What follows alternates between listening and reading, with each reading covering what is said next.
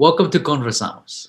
My name is Francisco Escobar, and I'm the host and content creator of this show. Today, we will discuss about decolonizing versus indigenizing. How do they differ? How are they practiced? And why is there an importance? All here on Conversamos.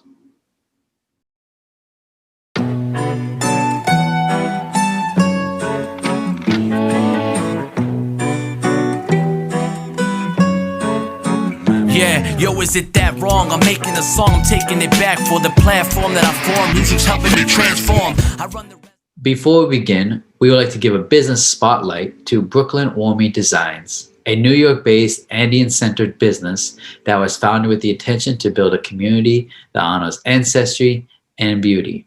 Check their jewelry, totes, and shirts out at www.brooklynwarmydesigns.com or on Instagram at Brooklyn Warmy Designs.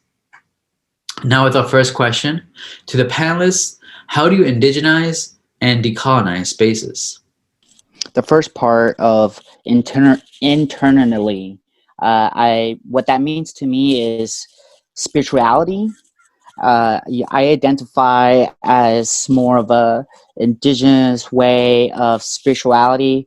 I respect everyone's way, everyone's choose whether they want to be Christian or Muslim or atheist. But when it focuses on indigenism, that's where I do danza azteca, Aztec dancing as a form of reconnecting to our ancestors. Doing that, that's like one way of spirituality. I did take a trip to Teotihuacan in Mexico City a number of years ago that I treated as like a kind of like a Mecca pilgrimage. So that's one way internally. And I continue to do practices, meditation, and we have white sage over here in California, which is indigenous over here, and it's exported all around the world. And it's like a very spiritual type of sage. Thank you. And we're going to go with Alba, then Arnold. I had a couple things to say about the words first, and how, for me, decolonization is very literal. It is not metaphorical, like Eve Tuck has said in educational spaces and in her writing. So decolonization, it has to be unsettling. And so one of the things that I think about the type of work that I do is anti-colonial. And so, for example, I indigenize spaces, starting with cuentos, starting with our stories, our past, starting with our food. What ties us to our land is our animals, our food, our condor, our llama, our plátano, our yuca. Our music, our pan flute is very important. The region of Ecuador where we're from, Manabí, is very specific with cuisine. We know that we've been colonized by the Inca and by Europeans and other groups. And so, we're pre-Incan indigenous people. And so we've lost our languages. Like the only language, a lot of the native languages are Aymara or Quechua now in Ecuador, which I speak a little. I know very little because of music and movies and stuff from growing up. And so I try to keep, I'm trying to keep learning more as I can, since those are the only native languages that exist right now in the area. And so that's one way. But in academic spaces, professional spaces, I literally interrupt when I can. We're not Christian. We never were in my family. Nobody in my family, we were not raised that way. And so that's one of the ways that I keep, my faith and my spirituality, I keep at the forefront. And so I try to maintain traditions. We have our special food for when there's death or when there's mourning. We have special food when there's a celebration. And I've learned how to cook almost all my mother's dishes. I know how to make a lot of manabita food. Clothing is difficult, because everything's kind of appropriated now. But right in Ecuador, I always try to, spend money in Otavalo or some of the towns that are known for their artisanship. And so I try to always support, I make sure that all my money goes to either Black or indigenous folk. And so I know that in New York, that's a lot easier to do. But that's one of the ways that I literally decolonize and indigenize spaces is by bringing in food. I always try to share bread and to share people the different languages that I understand or speak. And I try to throw in those indigenous knowledges as often as I can. In my scholarship, I use, I throw in conversations about how we do some makutai, some of these ways of honoring Pachamama and how existing together And so I just throw that in as often as I can to interrupt, which I call anti-colonial, just because decolonial to me means giving the land back. And so to me, decolonial has to be very literal, and we don't have the power to do that yet. Indigenization and decolonization are very different for me, because both of them separately don't make sense in many ways. One, because for me, indigenization, I didn't, personally, I only came to be like to recognizing my own Quechua and Aymara family history through like the oral accounts and just like speaking with my family. Like, well, my dad speaks Quechua, so I didn't know what that was until I was about 15 or 14 when I went to Bolivia, and then spoke to my grandma, and she did not speak a lick of Spanish. And I was like, and I asked her like, yo, where's my dad? Because it was 1 a.m, and I was like, I'm hungry. Can I get some eggs? Can I get some water? And she's like, Imata, which means what in Quechua. And I was like, oh my God, I'm an orphan here. I'm completely lost in my own country. Yeah. Even though it was still strange for me, like coming from the diaspora back to Bolivia, and then realizing how little I had known, how the little things that I had known were still far too little. And then asking my grandmother, and my mom, like, yeah, where's my grandfather from? Since he's in Bolivia, where my grandmother from my mom's side is here. And she was like, oh yeah, he's from this community, like they spoke Aymara, like, and I was like, wait, really? And it's these types of things where like in Latin American communities, especially the immigrant community, indigenous identity is this like little secret that you keep in a box, because if you mention it, you reduce the quality of your family just because you are indigenous or you have spoken an indigenous language. And those racial dynamics exist across the Bolivian community, across like all of the Latin American communities. You're indigenous, you're somehow wearing feathers, and like you're wearing feathers and you don't know what an iPhone is. Like, you're just backwards. So that type of indigenization is not just knowing that I'm indigenous, but learning the language, learning the philosophies behind the languages. I was lucky enough to learn Quechua throughout my university career with a great Quechua professor, Odi Gonzalez. And it's a different variant. It's the one from Cusco, whereas my dad speaks the one from Cochabamba in Bolivia. So I speak Quechua. Like I can speak like very simple Quechua, but it's a start. But that type of process of knowing the language goes into decolonization, because if you don't know the philosophies behind the land itself, you're just going to copy Western models to once you own the land, and then create the same problems that create climate change, that create problems of like exclusion, of like social hierarchies where you exclude a lower class that works for you, instead of everyone knowing that like Mother Earth provides for all, so we can all like exist on the same class. For Dominicans, the question of indigenousness is really troubled because of the ways that Indio identity is used to deny, or not really deny, but resist, reject, deny, and also be just completely ignorant of African ancestry. And so, from the 19th century to the present, we're all Indios, and which basically meant sort of mixed, but it's been taken in various directions thanks to the Trujillo dictatorship in the 20th century. So for me, Indio or to be Indian then has these problems associated just because of that history in the Dominican Republic. But I think in my everyday life, there are rituals and practices that we have that aren't necessarily just of African origins, but of indigenous origins. So I'm always thinking through about how our African descended communities are also the keepers of indigenous traditions, especially in the Caribbean, when so many indigenous peoples were decimated, when the populations were decimated, that in fact, it may have been Africans and their descendants who held on to some of those traditions and those knowledges. And I think professionally in my classes, working on our San Gabriel mission work, we worked with local Tongva elders on that, always in constant conversation with them, and actually they lead the conversation. And so part of it too is centering indigenous knowledges, centering questions that come from indigenous peoples when looking at their history. Obviously, land acknowledgement is a huge part of how we practice indigenous behavior and decolonial, anti-colonial thinking. So yeah, I think that's how we try to do this at the level of the everyday. Dashawn and then Frank. Thank you.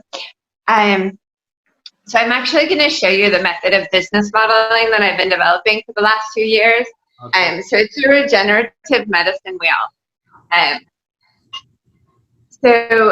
Basically what I do is I kind of blend, get the light on. So what I do is I blend spiritual traditions with business education, working with indigenous principles, as well as some of the world's colonizing traditions, especially Christianity, given that I'm based on Borican, and also I was born and raised and spent so much of my time in indigenous communities and other indigenous led movements for social change, including getting our land back and financial reparations for the harms we faced from pandemics that started long before this one. So for me, I've been really focusing my practice personally on rematriation. So yes, I'm interested in decolonization, of course. That's so much of what I do, and financial reparations. That's the heart of the method of business education I'm now teaching. But personally, for me, to come back to the earth is my mother and think about what are the stories that Borican tells, and what are the stories that we as Boricua tell where we travel or where we live, including that so many of us live off the island. So Borican is the big island of Puerto Rico, which is a small archipelago of 3 inhabited islands in the Caribbean. So for me, really, like in the 1.5 years I've been here, getting to know the names of the birds and identifying their song, all the different trees that I can identify now. I'm in charge of the Huerto Comunitario, the community garden here in my community. And so we're working with kids, and we're learning how to raise, baby trees and food. So those to me are just getting to know elders and caring for them and doing their shopping now when they can't leave the home. Yes. Decolonization, anti-colonialism, reparations. But for me, figuring out that way back into my heart in a world that just wants to obliterate us, so that's what I do. Thank you. Frank and then Lewis. Yeah, so for me, internally, I have this conflict because I am so, at least 2 to 3 generations removed from my indigenous identity.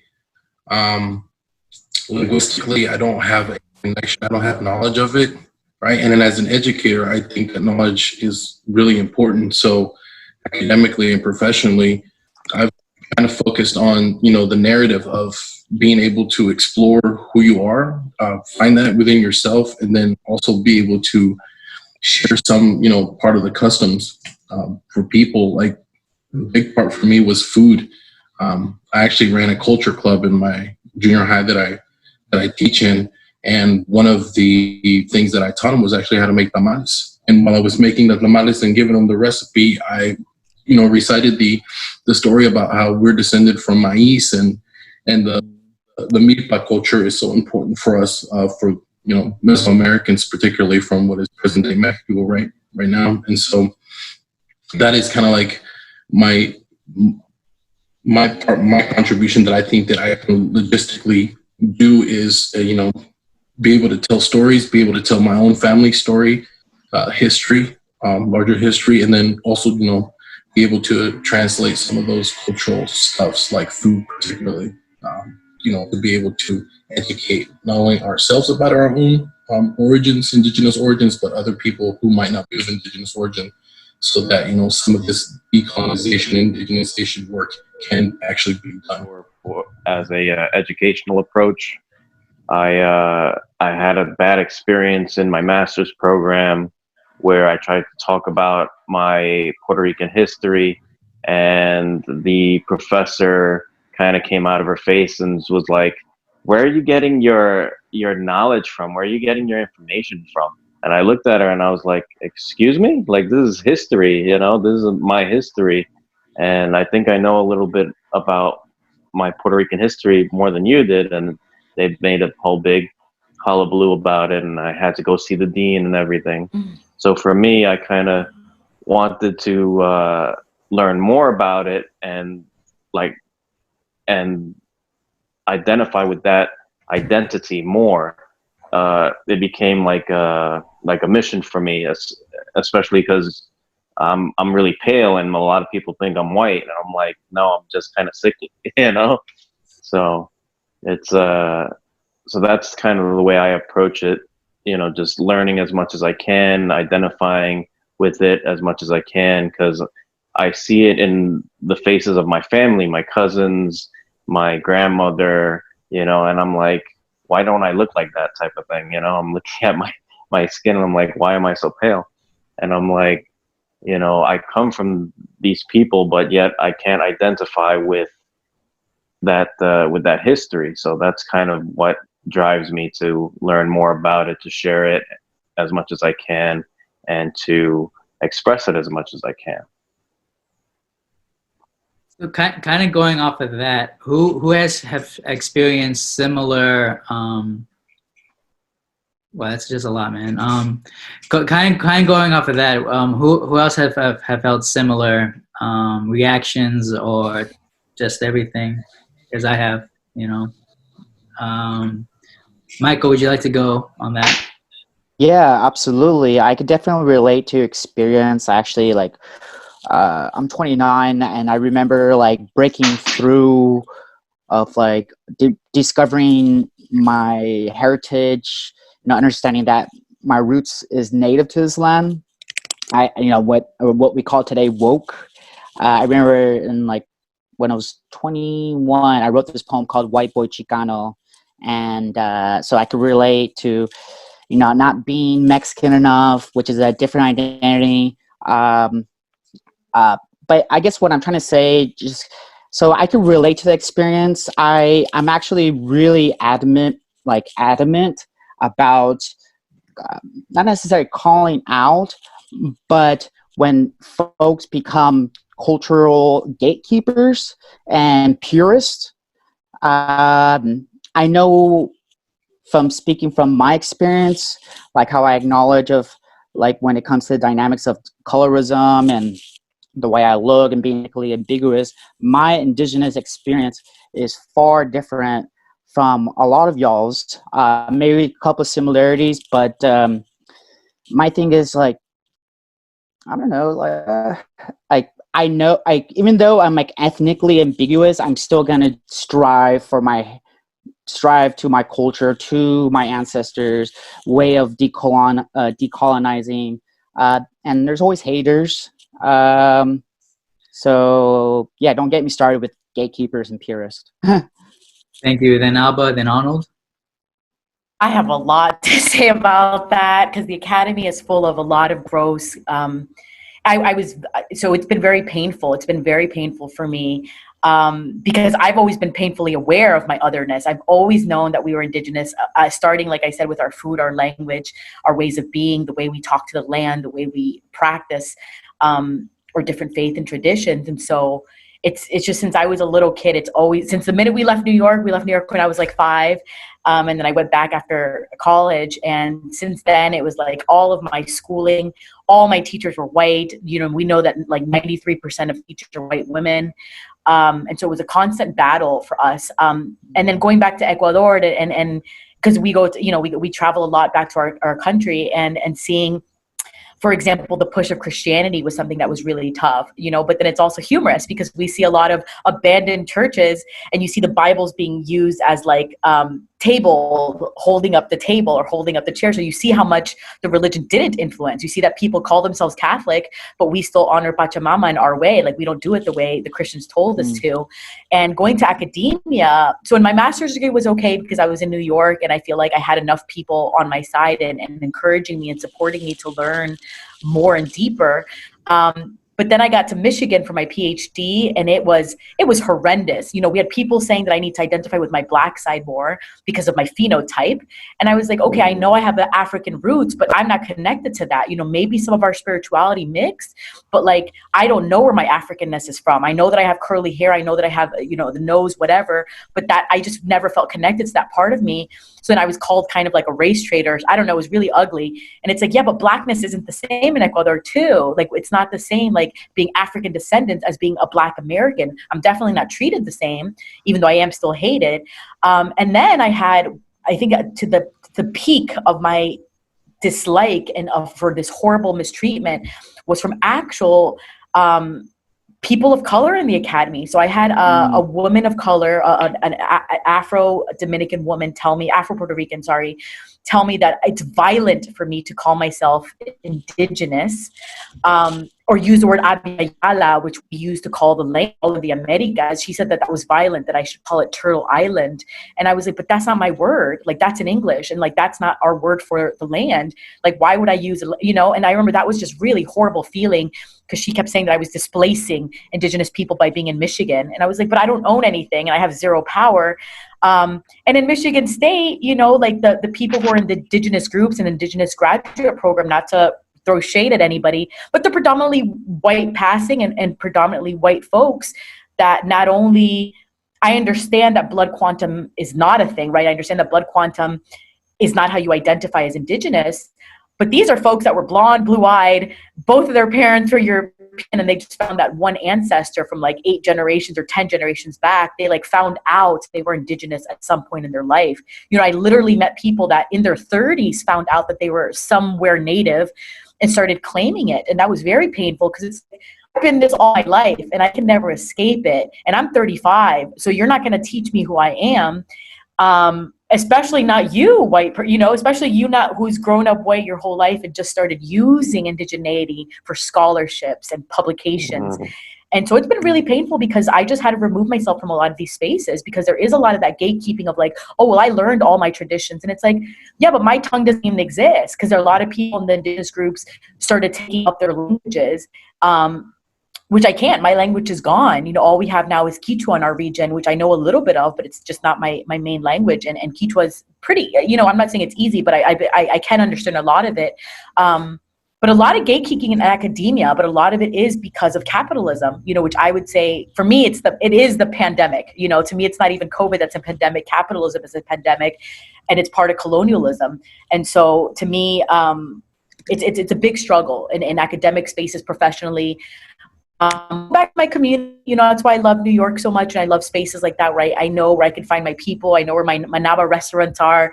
I can connect and buy food and product from our lands, and for the money to circulate back into our communities. And so the mutual aid that's been happening has been life-giving to me, reconnecting with folks. And folks like you. I'm really glad, Francisco. Thank you for inviting me to this. This was a great opportunity to get some of this stuff out, and thank you all. Thank you. And let's now go with Arnold. Yo, thanks for that, Alba. Hayaya, as we say in Bolivia. Yeah. Hayaya, like, what was it? And that's the thing, like, well, mine hasn't been as traumatic, thankfully enough, but what in the Bolivian community, there's always this hidden secret that, like, there are indigenous people, you just don't talk about them, because, like, if you're indigenous, you get the insults left and right, and then up and down through the center, and right through the cheek, like, and what was it? And when I went to college, I realized, like, my college, I go to Hunter College, and I'm about to graduate from undergrad, so woo! But what was, like, annoying about it was the lack of access for Latin American students. There's not even a Latin American Caribbean Studies department. There are multiple departments that kind of take bits and pieces of the course, and then there's a Latino and Afro Studies one. But if you want to learn about, like, countries from Central and South America, it's pretty much absent at Hunter. Mm-hmm. So there's always this absence for a lot of students who, like, come from Central and South America, and sometimes from Mexico, who are like, what does it mean to be Latin American? What does it mean to be from my country? Or what does it mean to be, like, my race from this country, or, like, a conglomerate of these races? Like, am I Afro-Indigenous? Am I Afro-Latinx? Am I, like, what was it, indigenous or like mestizo, like whatever, like. And I kind of realized like there's just and this is endemic around like the Latin American community, whatever, like, or people who fit within that, whether they like to or not, because there's a lack of philosophy, there's a lack of understanding of the politics. Half the time we think most of our culture is just food that comes out of nowhere, that could like politics. Yeah, there was like Simon Bolivar and whatever, and then kind of our presidents came in, and then like we have Latin America, and it's like this weird happy family, which is not. But the lack of the lack of studies of indigenous peoples, of the cultures, the philosophies that go behind it. Like in Bolivia, most people don't know there's an intellectual history of indigenous intellectuals that stretch back at least from the 40s, where indigenous folks and Marxists had this type of strange union together, where they were both fighting for land reform and taking back the land to create an authentic form of nationhood. Most people don't realize like indigenous peoples were like, when I talk with some Marxists, they don't even know, like they have this white-centric view of the working class, or they have this like reductionist view of, oh yeah, well, race doesn't matter, and like race doesn't matter if you're like a Marxist. Well, that's BS. Like if you're in Latin America, you realize race matters way too much, but it matters a lot. Race is the reason why you are a worker. If you're indigenous, you're working in the mines, you're working in the campo, you're being paid pennies on the dollar. You're being paid, like in the 60s across the Andes, you would be paid pennies to carry people. You were literally mules to like the upper classes. And if you died because the weight of the carry was too much, well, it just happened. You just see, every once in a while you see a dead native dude on the floor, but that's just the reality of colonialism. And the thing is, like, this history is very much invisible within both academia as well as like the consciousness of Latinx folks, indigenous folks. When I speak with indigenous folks in the North, they don't even know, they wouldn't even think I'm indigenous. They'll be like, oh, you're Latino. Well, what the hell does that mean when like I have indigenous roots and indigenous family? Why do you think I have brown skin? Like, why do you think we both have brown skin and similar features? Like, because we're both indigenous racially, but we come from different like national and maybe ethnic backgrounds. But that doesn't erase the fact that like indigeneity exists across the Americas, across Abya. Mm-hmm. And like the reason why I'm doing my channel, like I started my YouTube channel, was like I wanted to bridge the gap between Latin American and North American Native folks, because there's just such a disconnect between both. And that's why I'm going to go switching from like a future project was like, I'm going to do one on the connection between natives in the US and the Irish anti-colonial movement. Then I'm going to move on to like the intellectual movements of Cusco during the 1920s that was the basis for indigenous movements and land reform in the 60s across Bolivia, Peru, and Ecuador, like going back and forth. Because this is the type of education that like academia so loves to tout that it has, but has nowhere near like the educators to do it. Thank you. Let's go with Deshawn and then April. And thank you, Francisco. I didn't say this before, but really for inviting me in and for everybody for being here tonight. So I benefit from white racial privilege, and I also, am very feminine, and I, demonstrate a lot of the ways that femininity is prized. And I'm conventionally attractive to many people, and fuck that shit. I'm tired of it. I'm so tired of it. Like if I can use what I have been forced to embody to, liberate and advance the liberation and the voices and the actions and the people who are working to abolish prisons and borders, hell yeah. Like, why would I do anything otherwise? And my ancestors won't let me do anything differently than to follow in the light of liberation. That said, returning to the island of Borican has been so amazing and really hard. So my Spanish is really crappy. So, and, I can justify that in all sorts of ways. I wasn't raised speaking Spanish. Spanish is a colonial language. I've studied, French, Spanish, and Italian, and in English to give me access to the colonial archive. That doesn't matter when I'm talking to grannies who are 85 and don't have teeth, but I do it anyway. And so for me, whether I fit in or not, there's a learning there.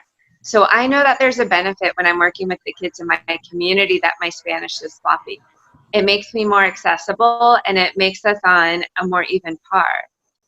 If I want to, I can put on, my hood self and, show off my tattoos. And I can also, button up and put on my eyeglasses and sport my PhD. I'm 45. I've had my PhD for 15 years. I may have insecurities all over the place, but I also know that I can walk in a room and pull anybody's pants down with my education. And it's not that I really want to do that. It's because literally, I've seen the brutality that everybody has talked about here manifest in so many ways, including by the brilliant folks of color who I've seen flee academia. My undergraduate students, brilliant students who failed when it wasn't them who failed a class, but the system that failed them. That's why I'm, trying to do something radically different, because there's nothing I want to sustain within this system. And, I really thank you to the person who mentioned about, Indigenous colonization, the way in which, we have colonized one another. I don't want to return to those systems either. I'm a futurist. I'm a radical futurist using the, ancestral wisdom I've been given and learning within my own life. I want something so different from what we've experienced that, if it takes me having this kind of embodiment to help us get there, okay. Even if I'm embarrassed by it. I went to grad school in Michigan as well, but I was in Ann Arbor. And these questions weren't front and center at that moment, but I totally get what you're talking about, because having worked among Native communities here in Southern California, and also it is very vexed for me, as I explained before, to claim Native American or any Native American identities, is, especially given the vexed history of Indio in the Dominican, in the context of the Dominican Republic. The U.S. side of my family, I know it has indigenous roots as well, but again, when you're of African descent, it's a completely different question. And I've worked with Cherokee people on this, and the Cherokee freedmen, and I'm connected with movements among the Choctaw, the Chickasaw, the Cherokee to reincorporate African descended people into those nations.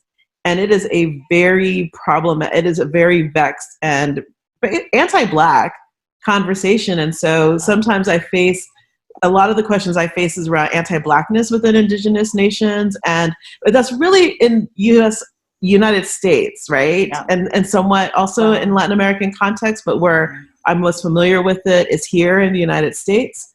I think that's a conversation we really need to have, and because there are legacies of slavery and enslavement there that need to be talked about. I also find myself in a conflict with students who want to build Indigenous studies programs at in Claremont, at the Claremont colleges, but it's very U.S. Native American. And I'm always wondering, what would the Indigenous perspective from the rest of the Americas, what might that teach you? There's something there that you really need to understand. And the sister Alba talked about blood quantum. There's no blood quantum in Latin America. That's a whole kind of idea that just, what? You could count your indigenous blood and then somehow you're an enrolled tribal member? That whole idea, but how that's sustained even when it's killing us. We will disappear in this country if we only go by blood quantum rules. How does that work? Right? But, how can we be open to indigenous knowledge from the rest of the Americas in our understanding of Native American, U.S. American, and also just kind of opening up. So we're talking about colonization within indigenous communities, but how academia also presents another colonization, even as we conceptualize who's in the room and who's here and who's in the conversation. Thank So you. the follow-up question to even that in academia, but also this can go to economic systems, language, food. What are the distinct differences between indigenizing these spaces and institutions and systems versus decolonizing them? Like, what would be the distinct difference of the two? And anyone can really answer that. I think that they're in the same continuum, and so that's one of the things. I think they all exist in the same space, like towards Indigenous sovereignty, and I would like it to also be towards Black liberty. That's definitely a big bulk of my work is Black Lives Matter at school, and so that's a kind of the goal. But to me, at least the way it's being presented and co-opted, go back to decolonizing must be literal. It must be an unliteral, unsettling. Giving the land back, giving the space back, decision-making power has to be literal. Whereas indigenizing, to me, always, at least the way it's presented often in these different institutions, it always seems metaphorical. It seems like it's like diversity, right? Like you're putting in an Indigenous person, or you're throwing in some Indigenous authors in your syllabus. You're thinking about, for example, instead of hierarchy, we can use heterarchies, because in Indigenous cultures, heterarchies have been used. Or, Marx co-opting communism, right, for, claiming it as his own, when we know that he got it from the Iroquois and from other Indigenous groups. And so instead of inserting Indigenous knowledges, which is what I often see indigenizing presented that way, I see decolonizing as like the literal, what's it called? The literal material support for bringing back and empowering communities. And so that's the only difference, but I know that's not everybody's definition, so I'm open to hear others. So yeah, we'll go Arnold and April.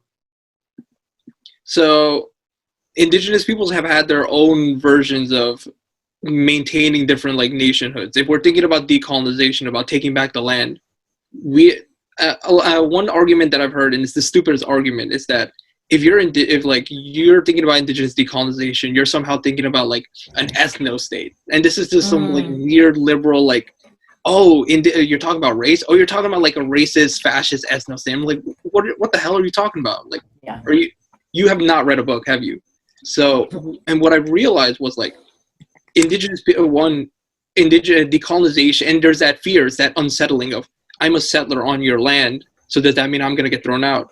And I mean, not necessarily no, because in some ways Indigenous peoples have their own forms of multiculturalism or diversity. They have, in Latin America, there's a relatively new ideology of plurinacionalidad, or multinationality, which recognizes the different Indigenous peoples as separate nations within the state.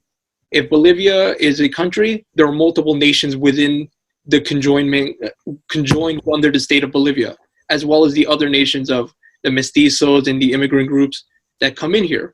Indigenous, and in North America, you have the Two Rose Treaty, which was a wampum belt made by, I believe, the Haudenosaunee, the Iroquois, to recognize white settlers. You can come in here and live peacefully next to us. But we won't intrude into each other's culture as long as we respect each other's culture.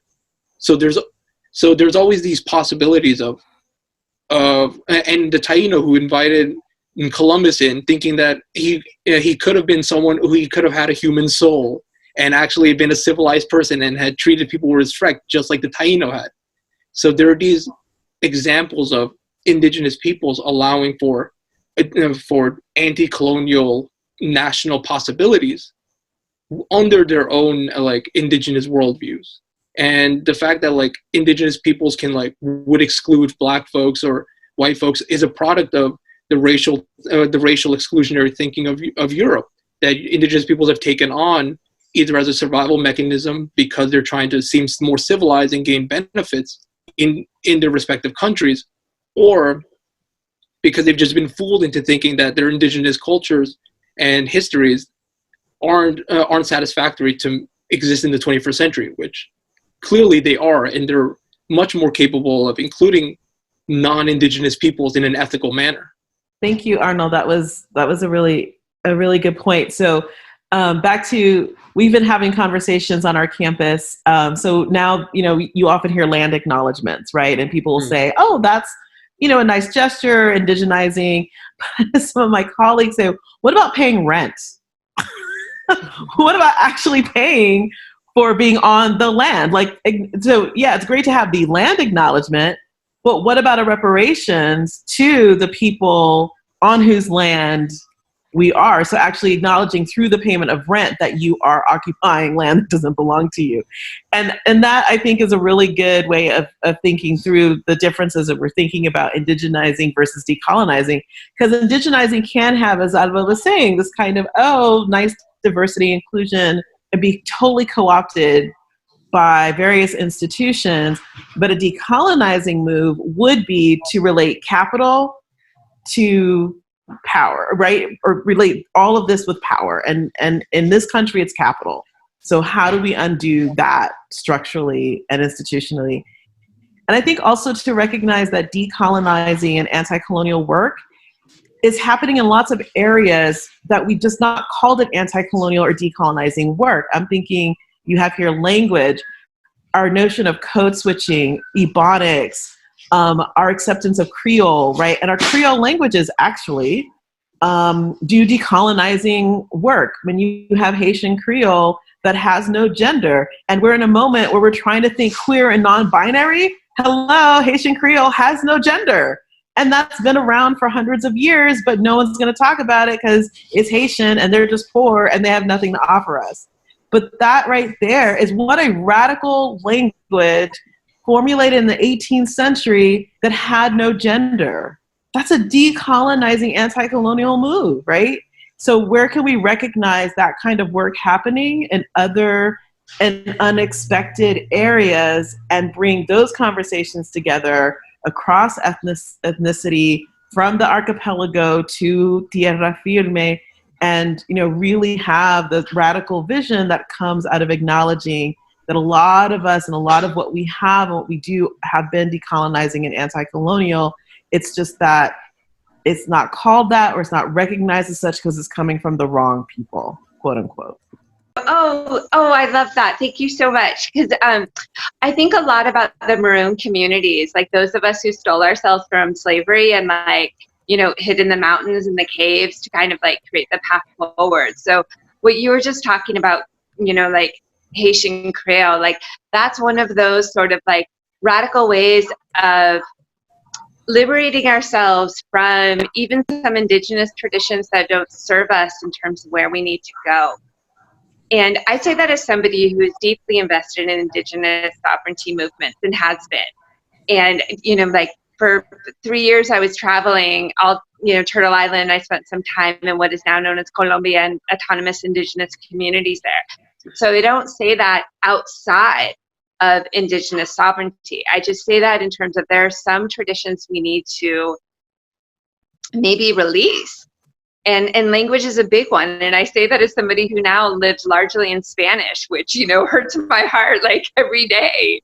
Certain things as much as I try to use, letter E, to gender differently, that doesn't, translate to a 9-year-old kid or an 85-year-old grandmother. There's just a lot to work through there.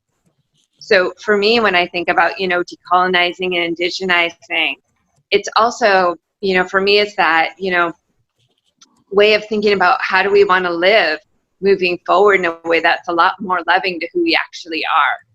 And some of that too is, recognizing the diversity and the differences among indigenous communities. I've learned so much from my Lakota, Nakota, and Dakota friends, and, comadres in the movement, people who are doing really radical work around gender and sexuality, including healing from violence, which is part of a rethinking of what we've been made to carry and speak, the language that literally disallows us. And I want to end by saying this is the most academic conversation I've been a part of in about 3 months. And part of that is because I kind of stole myself from academic spaces to really localize myself here, which isn't indigenizing and isn't rematriating, but really getting to know my neighbors in a new way. And it's been a challenge and a blessing. And coming back into this space right now is certainly well timed.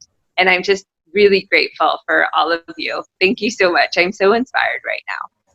In Santa Barbara, we, even though I do Aztec dancing and I identify of the Purépecha nation and down in Mexico, it's so important to do land acknowledgement to the Chumash and to be intentional to do the outreach, to attend their meetings, their powwows, to learn their language. That type of acknowledgement and inclusivity is just so important when it comes to like the Aztec scene over here in Santa Barbara, California. And just to bring up one other example of work where how we got connected was my video Aslanin. Aslanin, or better is the word Aslan, is the mythical homeland of the Aztecs, the Mexica, a very important mythical tale with the Chicanx community. And that has a kind of a infamous or just like kind of a bad track record through history from the civil rights movement from the 60s to even now, where some folks, Chicanos, folks of Mexican heritage here in the United States, they dismiss the native indigenous people, which creates bad relations. My Chumash relations, they personally told me how hurtful it feels to not be acknowledged. In Aztec dancing, we do a ceremonial dance, and when we started off, it's super important to acknowledge the indigenous people, in this case, the Chumash, and not to make generalizations and not to continue the colonizations of like bringing your heritage to this new, well, not necessarily your heritage, but to assume that your way of experience applies to the local community, local indigenous people. But I'll just finish it off with there. It's just, how hard is it to be inclusive and learn about different people?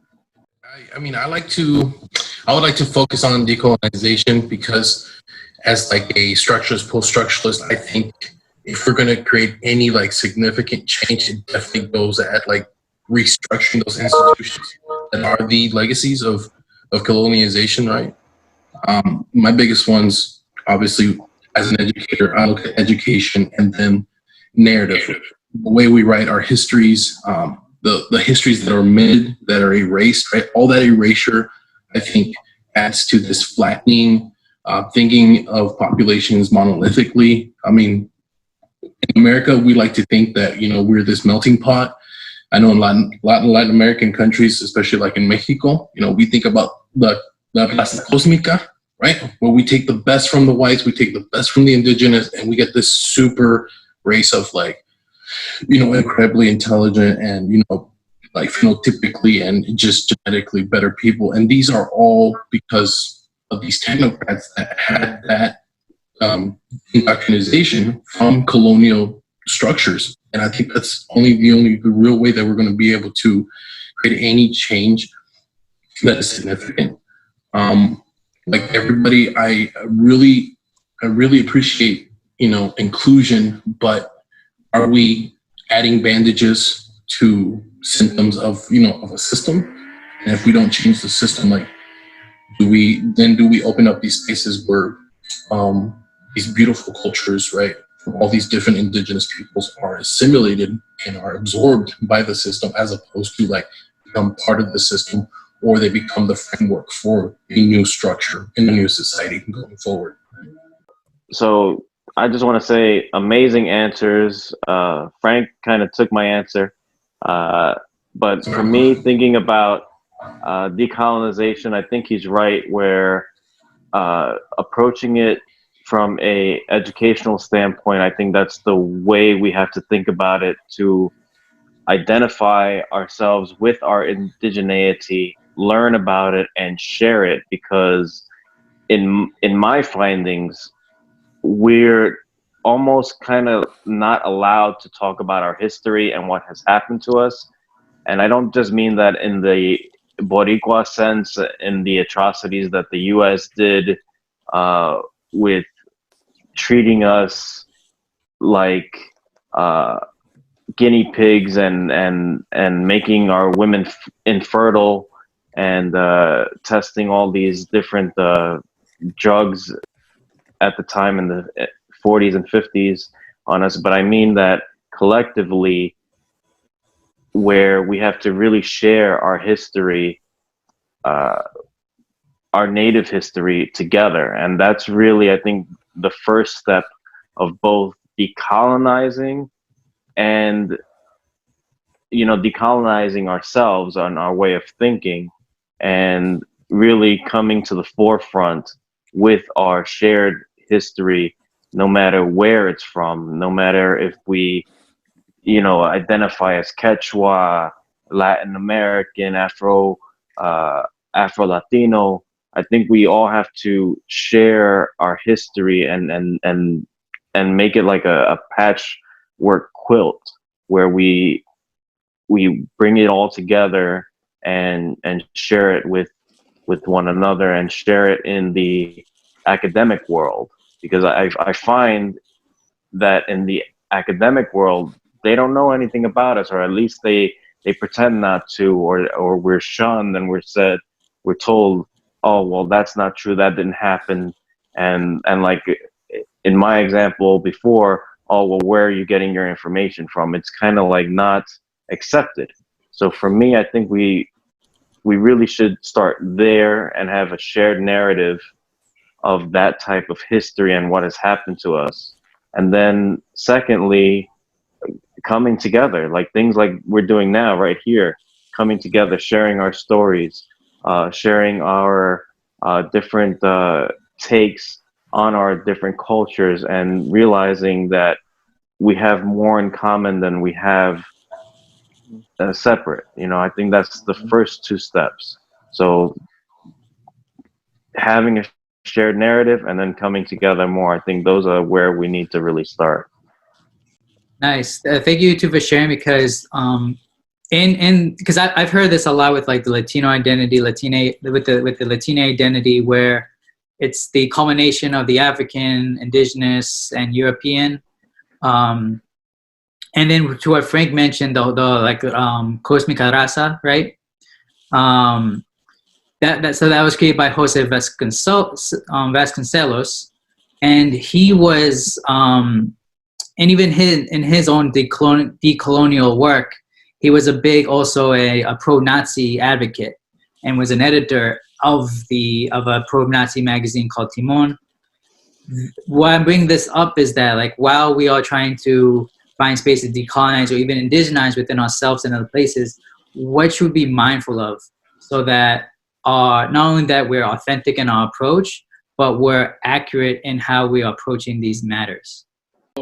One thing that's interesting about the Vasconcelos example is that he actually joined the Nazis during the 40s, which is about 15 years after he wrote his La Raza Cósmica. I think he had a type of a disillusionment once he realized a lot of Mexican society had rejected his work, and then he just became a full-on hardline Catholic and became a hardline staunch fascistic conservative. But the thing that's interesting about it is that there were aspects of imperial, of a new colonial imperial type of ideology within La Raza Cósmica, that the only reason why the indigenous side of Latin America mattered, and mind you, he forgot about the African side. And a lot of his in a lot of the work he did for the Mexican state, he was indigenous and white Africans, they don't exist in Mexico. And you're really, you're one of the intellectuals in Mexico, really. But what happened was, you see, the only reason why the indigenous part of mestizo identity mattered was because it had the introduction of whiteness in it. And he viewed the Spanish heritage of race mixture, which was more which was more rape and sexual genocide and conquest, because it was to erase the indigenous claims to land and and then use the mixed race peoples against indigenous peoples, and indigenous people's bodies and cultures only mattered once they were mixed in with a higher culture that could bring them into a higher metaphysical realm of universal human culture. So you already see some of the aspects of like him being susceptible to like Nazi ideology, and it happens a lot in Latin America. But it's that first like view of viewing yourself within more of a Hispanic, Spanish, ultra conservative culture than it is with your indigenous culture. I guess like the first thing that comes up to mind is pan-Indianism, and just kind of like the universal thing of just generalizations are just bad to critical thinking. And how hard is it to be inclusive? You know, how hard is it to be inclusive, to identify as of your ethnic tribe, to your gender neutral? Like, how hard is it to be inclusive of the people of where you're at? I know that question is like really loaded for me, and it's not a perfect thing. You know, one thing like I would bring up with my work is like I have this video on YouTube called "Is Michigan and Michoacan Related?"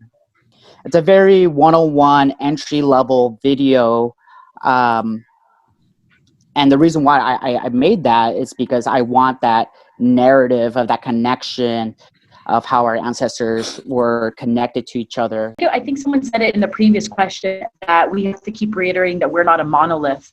And I think that's something that's very important. Our lived experiences are vastly different. They need to be respected towards a common goal, you know, and for me, the common goal is Indigenous sovereignty and Black liberation.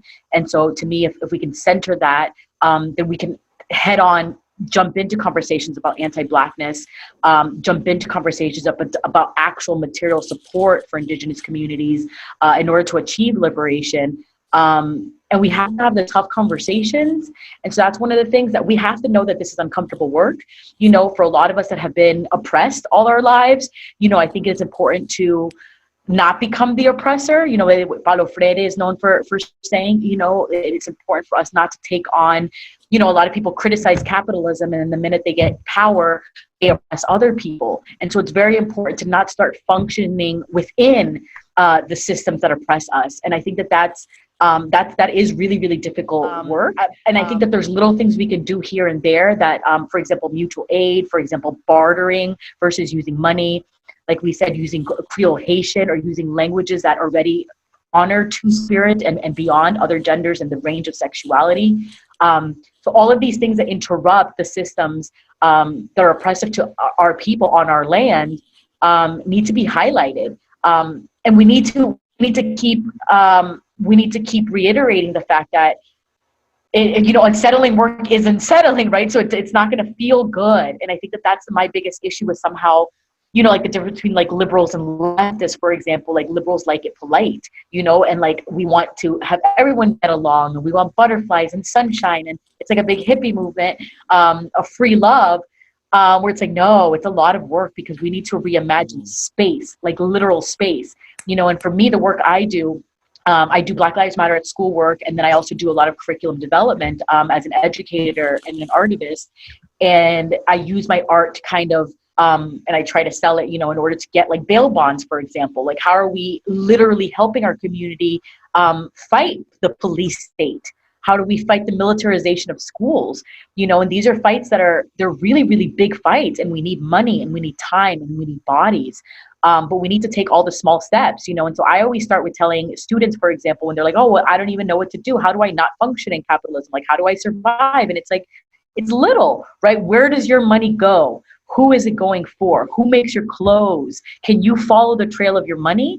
That's the very first thing. You know, like, are you buying from corporate stores and from, you know, are you shopping from local stores? Are you getting your food from Indigenous communities? Are you paying their worth? Are you paying the artists? Are you paying Indigenous and Black people what they want, not what you think you should pay?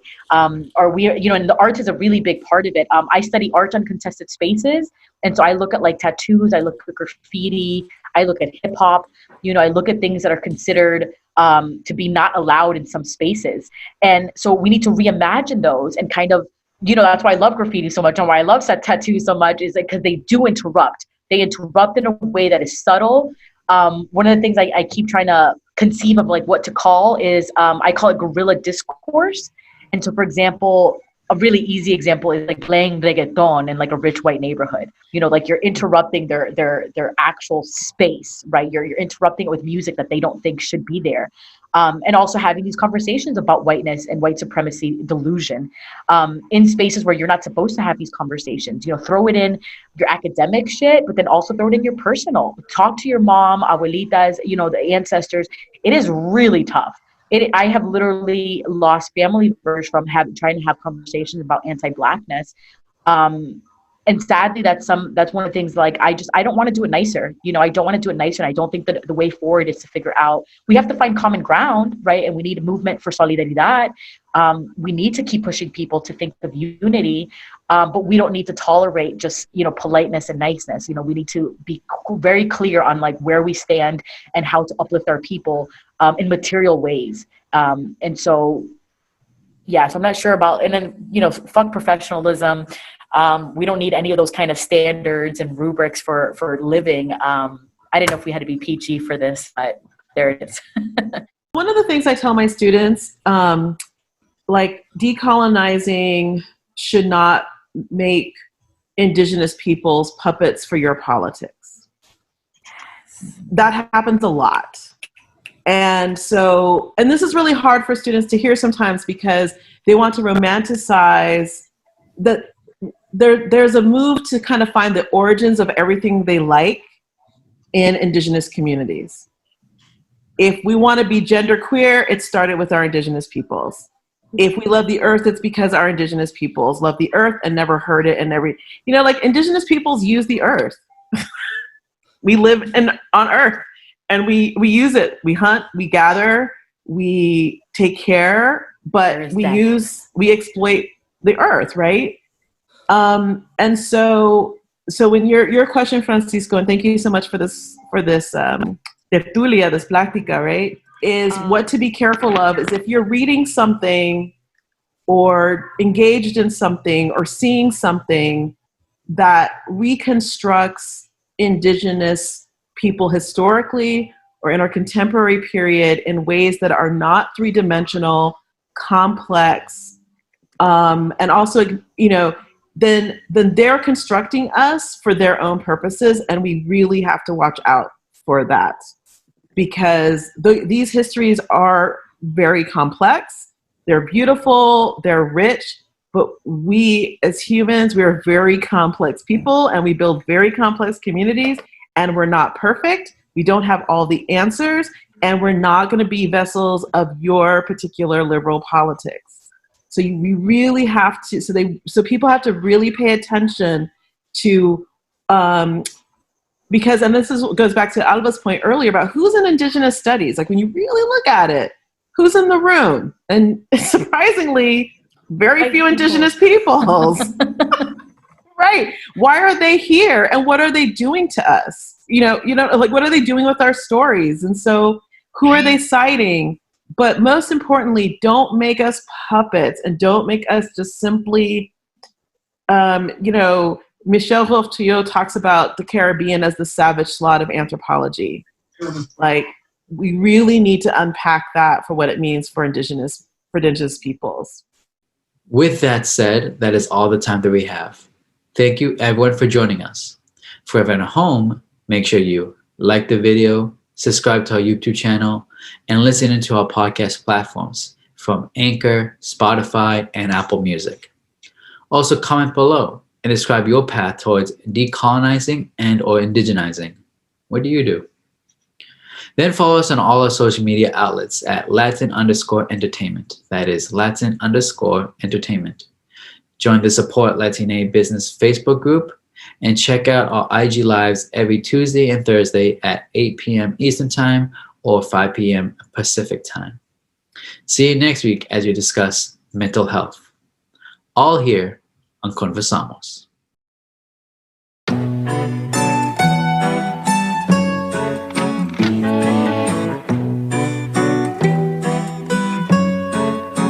Yeah, Yo, is it that wrong? I'm making a song, I'm taking it back for the platform that I formed. Music's helping me transform. I run the